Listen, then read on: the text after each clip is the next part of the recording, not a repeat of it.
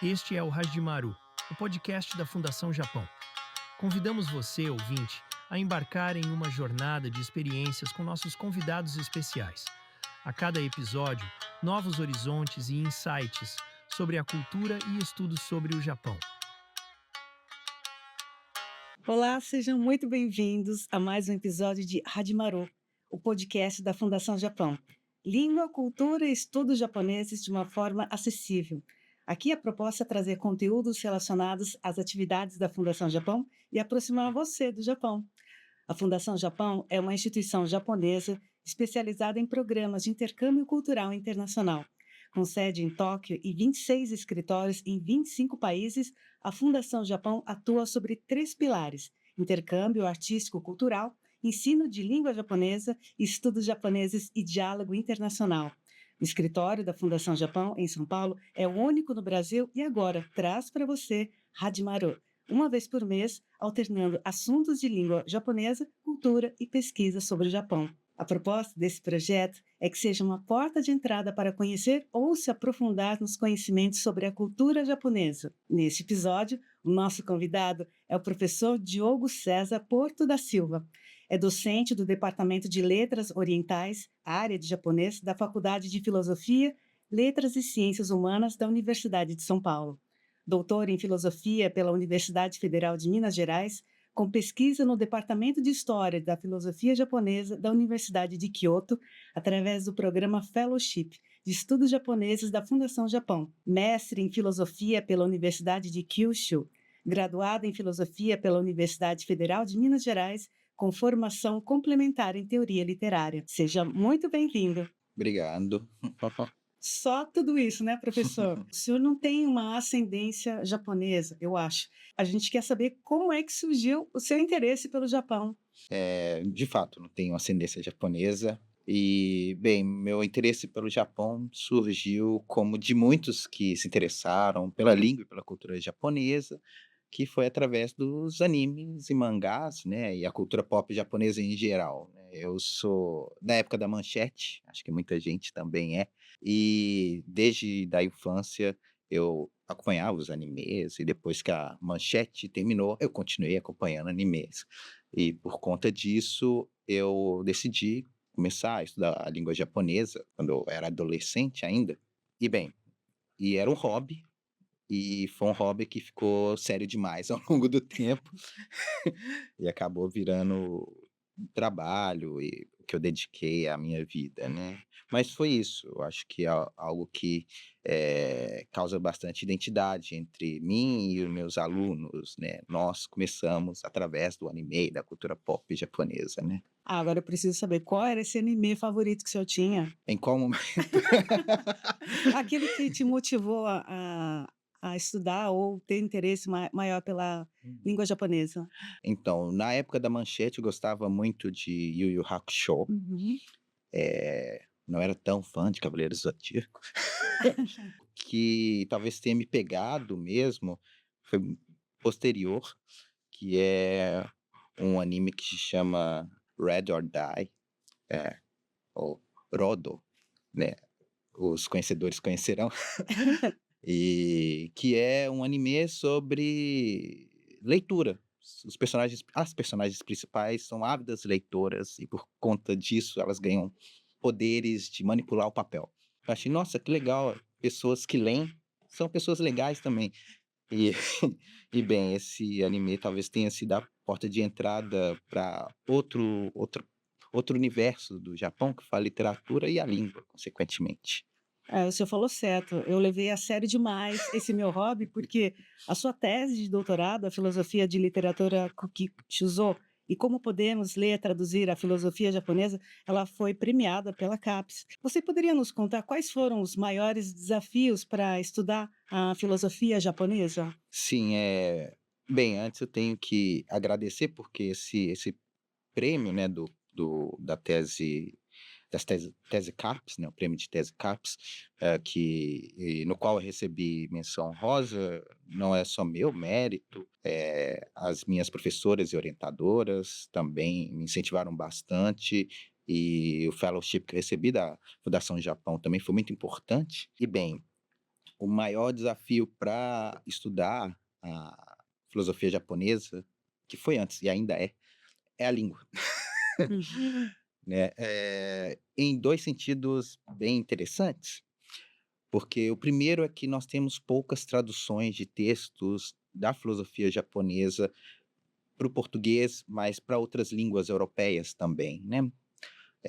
Temos importantes traduções recentes para o português, para o inglês nós temos mais, e para o espanhol também, mas muito poucas em comparação ao volume eh, da filosofia japonesa, né? Isso só falando da filosofia japonesa moderna, né? Que é aquela que começa em Meiji, em 1868, e vai até o fim da Segunda Guerra, né, em 1945, né? Que foi o momento mais produtivo e interessante da filosofia japonesa.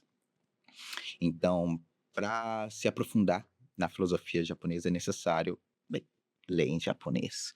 E o pior, e aí vem o segundo ponto, que também tem a ver com a língua, é ler em japonês filosofia.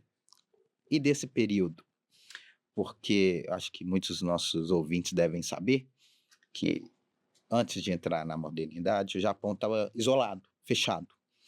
Isso quer dizer que não entrava nada da Europa, nem textos, nem livros, né? Quando o Japão se abre e quer se modernizar, eles logo percebem uma coisa interessante, que para se modernizar, eles têm que se apropriar da ciência ocidental, e a base teórica da ciência ocidental é a filosofia.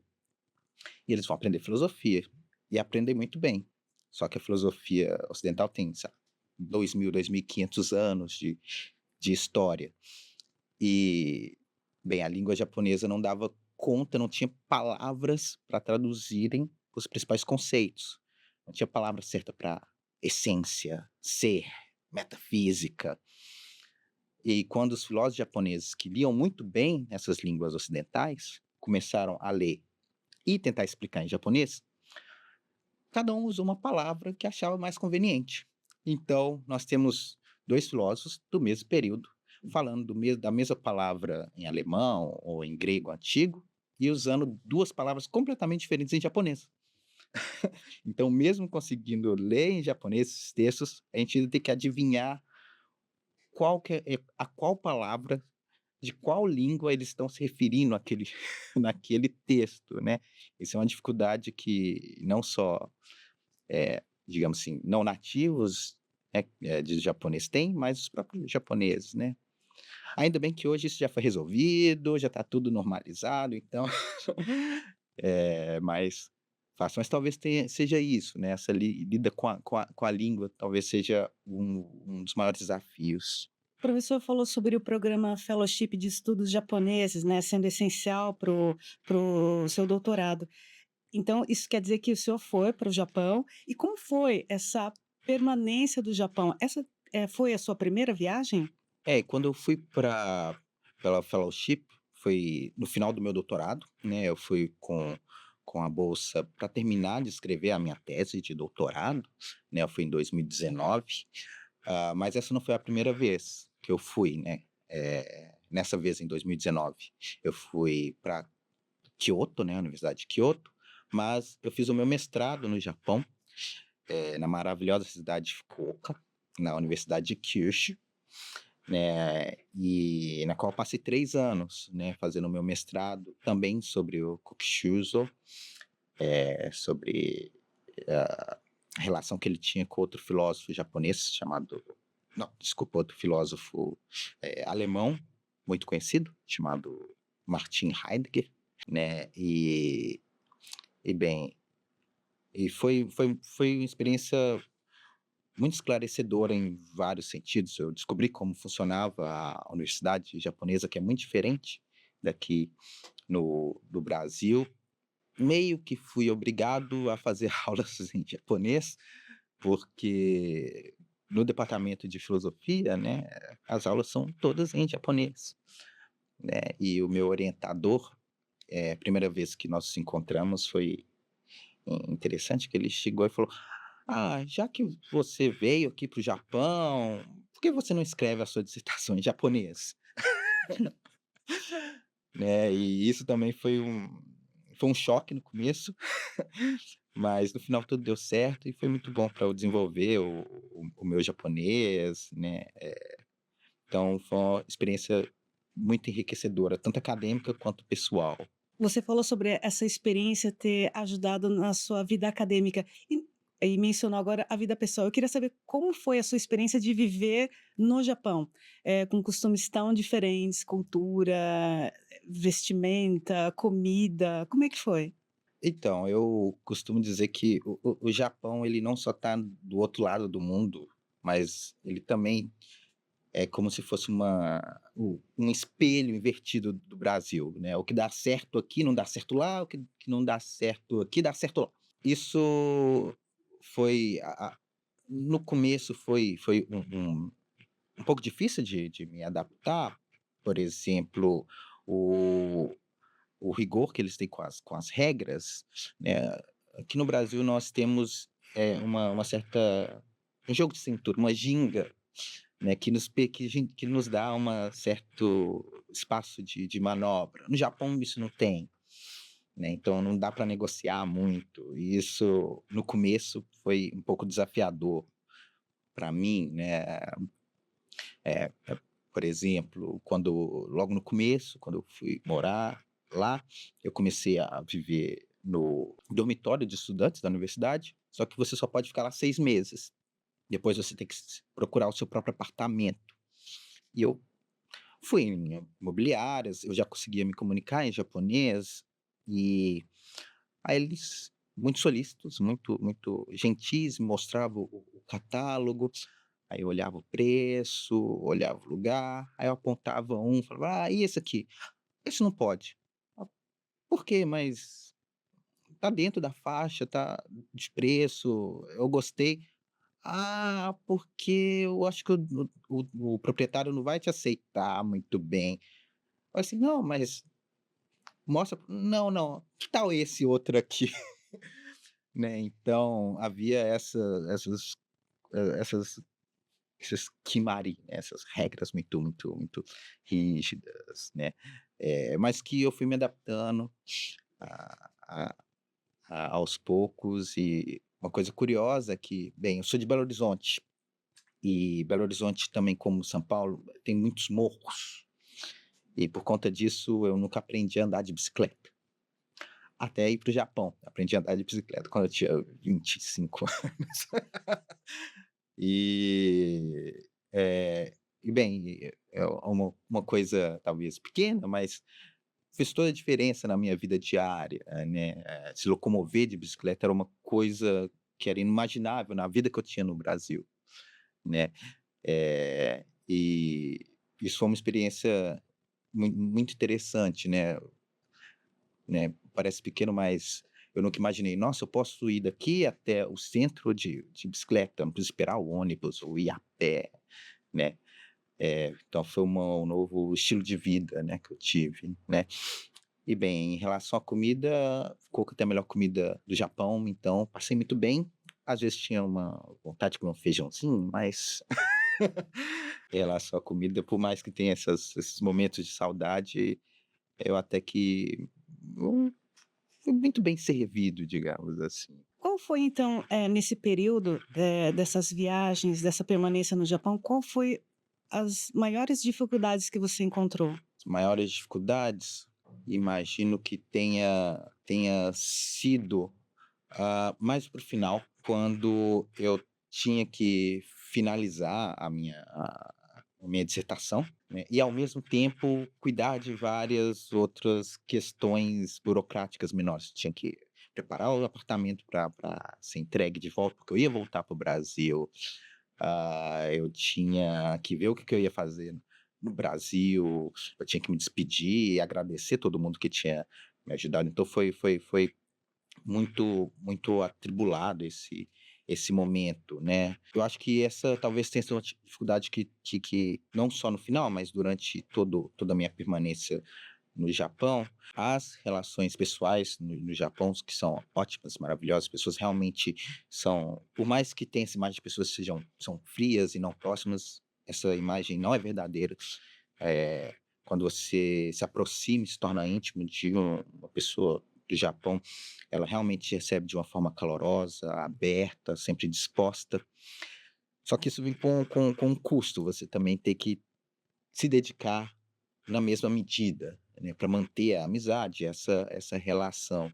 Como essa relação é mantida é diferente no Brasil e no Japão, né. No Japão, no caso, você sempre que tem que estar entrando em contato, você tem que, se mostrar sempre solícito, você tem que sempre retribuir, seja com palavras ou materialmente, aquilo que a pessoa, eh, te faz, e seu amigo ou sua amiga te faz, né.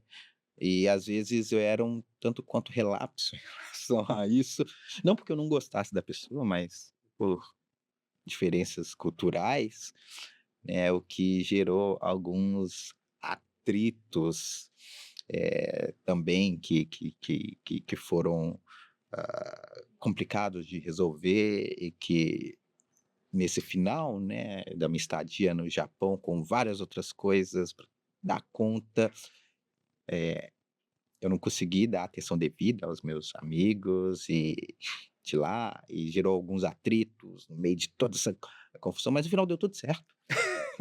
Mas acho que talvez essa construção e manutenção de relações pessoais, seja uma coisa que foi muito complicada para mim, por conta dessas diferenças culturais, né. Por mais que eu tenha feito, ainda tenha, grandes amigos e amigas lá. Professor, voltando agora a falar de filosofia japonesa, os nossos ouvintes aí que querem conhecer mais, poderia citar para a gente nomes e as suas características? Por exemplo, na sua opinião, quais são os pontos mais interessantes da filosofia japonesa? Bem, aí eu vou puxar um pouco a sardinha para minha brasa, porque o mais interessante para mim na filosofia japonesa é a estética. Estética é um campo, né, da filosofia que lida com as sensações, né, não é só visão, audição, é como isso nos afeta, né, de forma que os principais temas desse campo da filosofia chamada estética, são o belo, a arte e os sentimentos, né. E eu acredito que na filosofia japonesa, e sempre que eu falar filosofia japonesa, eu estou falando da filosofia japonesa moderna, né, eles conseguiram desenvolver a estética em geral em direções que o pensamento ocidental não conseguiu. Então eu acho que esse é o ponto mais interessante, da filosofia japonesa, né. E um nome interessante nesse quesito é o que eu pesquisei, o Shuzo. O livro mais conhecido dele é chamado de, em japonês, Ikki no Kouzo, que a gente pode traduzir como a estrutura do Ikki. Esse Ki é uma palavra difícil, que eu traduzo por minha conta e risco, por bom gosto. Então, a estrutura do bom gosto. E é basicamente o Kuki explicando, tentando dar explicações filosóficas do que era o bom gosto no período Edo e como ele não havia sumido de todo no Japão moderno, né. Então, esse é o que eu acho mais interessante, né, essa área, mas talvez não seja mais conhecida, ou não o filósofo mais conhecido.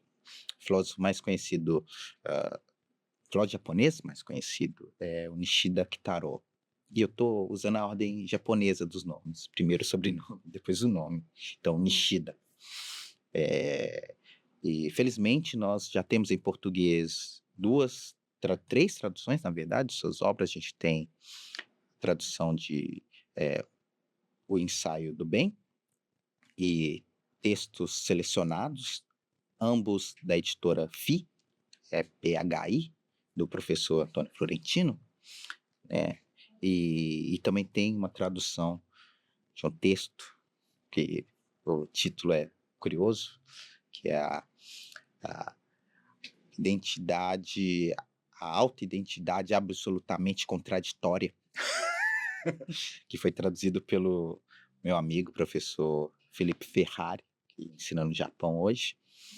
E o Nishida é um filósofo, mais importante filósofo japonês, porque, pelo menos como eu leio ele tenta demonstrar como há outras formas de conhecimento que não são só o conhecimento, que não é só o conhecimento científico, que na verdade o conhecimento científico seria uma derivação de um conhecimento mais abrangente, né? E como é que a gente chega nesse conhecimento? Cada vez nos aprofundando mais em nós, porque no final das contas, quem conhece somos nós. Então, para entender o que é conhecer, primeiro a gente tem que nos entender. E ele é muito interessante nesse sentido, e a gente já tem obras dele traduzidas em português, né? Ah, mas teriam outros filósofos, né? O Tanabe Hajime, que é um filósofo que eu gosto muito, em particular, que ele tenta fazer uma filosofia da sociedade nesse momento conturbado politicamente que o Japão vive, né? Nos anos 30 e 40, né? Ele tenta dar uma resposta filosófica a essa questão.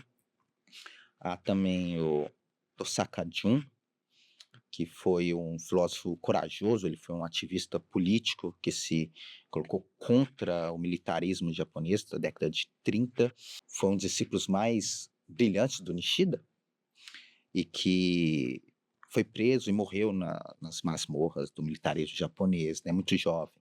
Então nós temos várias figuras assim que compõem esse mosaico muito rico que é a filosofia japonesa moderna, que infelizmente ainda não está tão acessível para nós por falta de traduções, mas que um dia a gente vai traduzir tudo.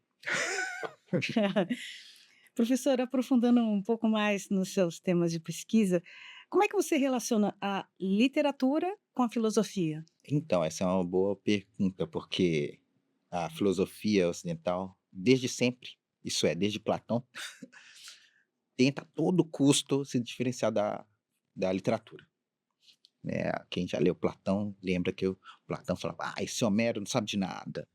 Esses poetas aí, ninguém escuta eles não, tem que escutar o que eu falo, que o que eu falo é a verdade, né? Então a filosofia, ao longo de sua história, sempre tentou se diferenciar a todo custo da literatura. Por mais próximas que elas sejam, parecem ser, né? Como elas são próximas, né? Eu gosto muito de um filósofo não japonês, alemão, que chama Hans-Georg Gadamer, que ele tem uma definição muito interessante sobre essa relação entre literatura e filosofia, porque ambas têm um ponto em comum. Ambas têm que lidar com a linguagem. Você não faz literatura sem escrever ou falar, você não faz filosofia sem escrever ou falar. Então, elas prescindem da linguagem. Só que elas lidam com a linguagem de formas completamente opostas, elas vão para direções diferentes. A filosofia, a grande pretensão da filosofia em relação à linguagem é superá-la. Os filósofos tentam criar conceitos que valeriam em qualquer momento para qualquer pessoa, mas para definir esses conceitos, eles precisam usar a linguagem. Quando eles usam a linguagem, uma linguagem natural, português, o japonês, o alemão, etc., eles trazem essas especificidades da linguagem na definição deles, o que faz com que esse mesmo conceito, quando for para outra língua, soe e signifique coisas diferentes. Então, por mais que a pretensão dos filósofos seja criar esse conceito que supere essas especificidades da língua, eles nunca conseguem. Mas essa é a direção que a filosofia se encaminha, né? Superar a linguagem em direção a um conceito universal. Por outro lado, a literatura, ela quer fazer a linguagem ela mesma se mostrar, né?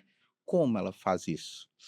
Ela faz isso através do que parece aquilo que a gente menos percebe na linguagem, que é a forma como as palavras soam. Um exemplo interessante disso é que quando você está conversando com alguém e, por acaso, a pessoa faz uma rima sem querer, você perde o que ela está falando e presta atenção na linguagem e começa a rir, porque foi uma intromissão inusitada da linguagem no momento em que não deveria. Naquele momento da conversa, só quero transmitir a mensagem. Mas aí a linguagem, o som da linguagem tem nada a ver com a mensagem, intromete através de uma rima, e eu perco o fio da meada e presto atenção na linguagem.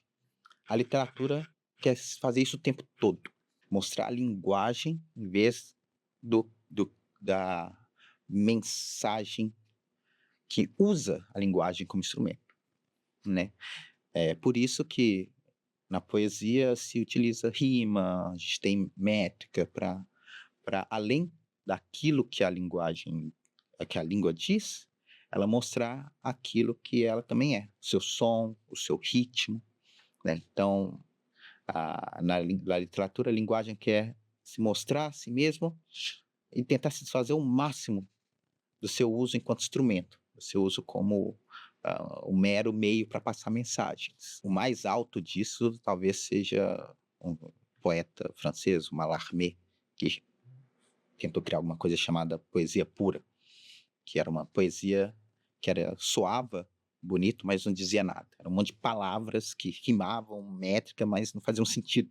A filosofia e a literatura se relacionam em relação à linguagem, mas elas vão em direções opostas, né? E aí elas se unem de novo, porque elas falham nas pretensões dela. Não existe uma poesia que não passe uma mensagem, e não existe uma filosofia que seja feita em uma língua que não seja uma língua natural, né? Mas nesse falhar delas, elas nos ensinam alguma coisa, né? Então talvez essa seja a relação mais interessante entre filosofia e linguagem. Olha, filosofia e literatura. É um tema também, fazer uma pequena propaganda, que quem resolve, ao meu ver, é o Kokushuzo, e no qual eu tento explicar na minha tese de doutorado como ele resolve isso em relação à poesia japonesa moderna, né, filosoficamente. Adoramos.